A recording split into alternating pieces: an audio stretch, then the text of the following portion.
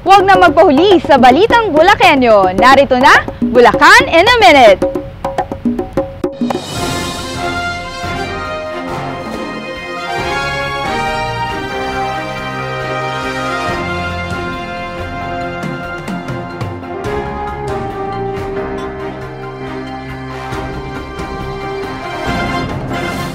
Ipinagdiwang ang 50th Golden Anniversary ng PAMET na naganap sa Manila Hotel kamakailan sa pamamagitan ng isang musical celebration kung saan nakiisa ang PAMET Bulacan Chapter.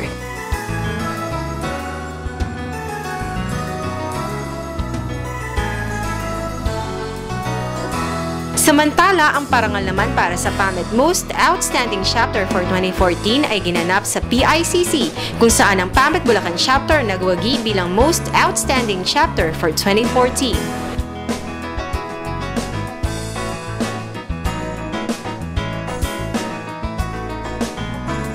We won this award kasi marami kaming activities na ginawa.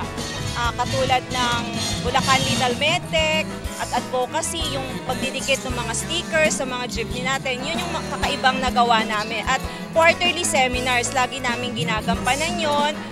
Maraming sa lahat po sa miyembro po ng Bulacan Chapter at sa mahal na gobernador po ng Bulacan na si Wilhelmino MC Alvarado sa patuloy na pagsuporta sa aming mga Bulakenyong medical technologies. So kami po ay proud to be Bulakenyong Medtech! Bilang pagunita sa kabayanihan ng Bulakenyong bayani na si General Gregorio del Pilar, ginanap noong ika-1 hanggang ika-3 ng Disyembre ang biyaheng Tirad Pass o ang pag-akyat sa bundok ng Tirad Pass sa lalawigan ng Ilocos Norte. Ito ay tinaguyod ng Saling Lahi Incorporated sa pakikipagtulungan ng pamahalaang panlalawigan ng Bulacan. Ika-10 naman ng Disyembre ay muling inilunsad ang Gawad Galing Sanggunian na ginanap sa The Pavilion Hiyas ng Bulacan Convention Center.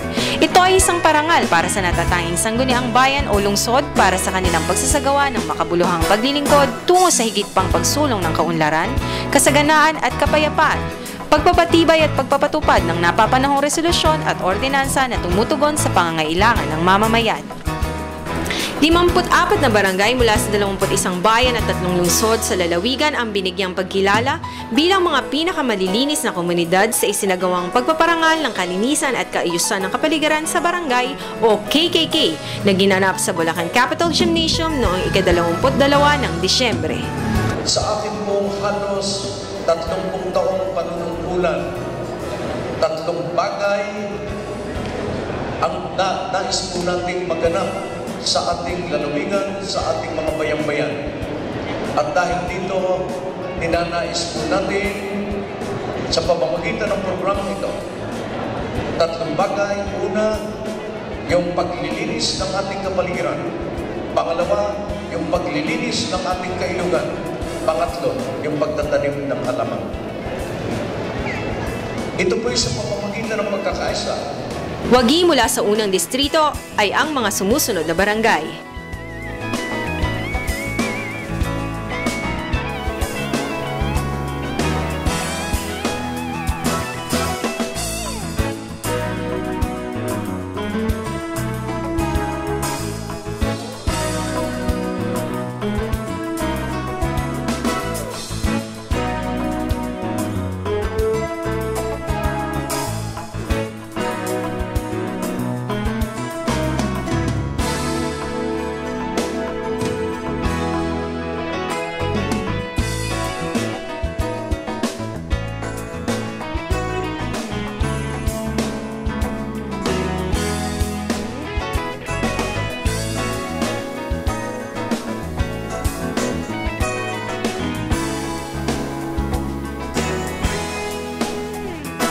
Wagi naman mula sa ikalawang distrito ay ang mga sumusunod.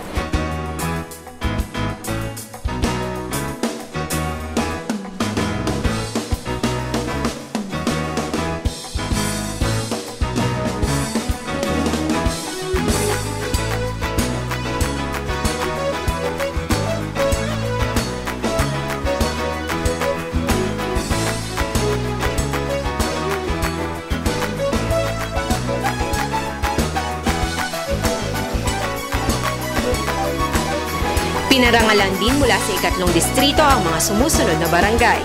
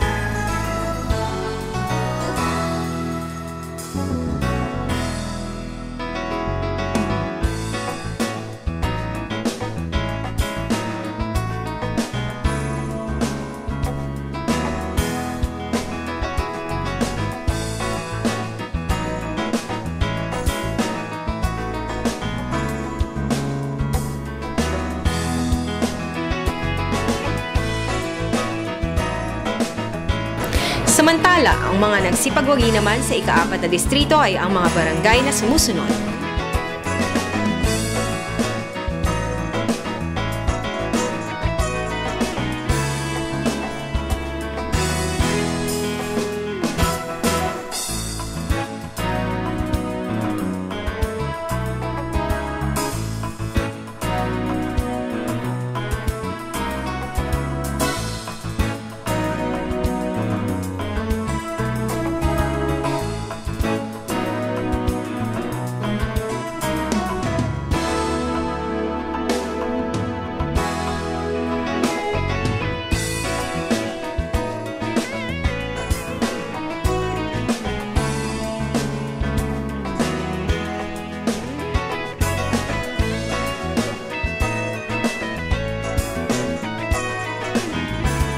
Makikisig na binata mula sa iba't ibang bayan at lungsod sa lalawigan ang nagtunggali para sa titulong Hari ng Bulacan 2014.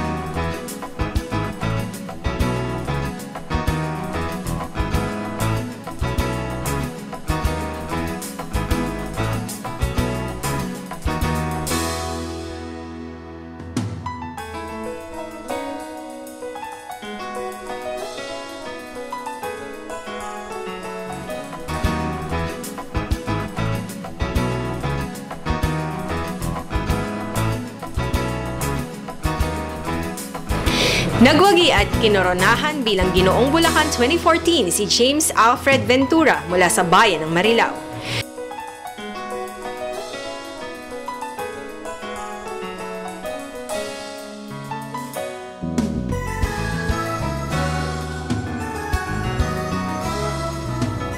Libreng serbisyong medikal ng Kapitolyo sa barangay muling ibinaba sa mga barangay sa lalawigan.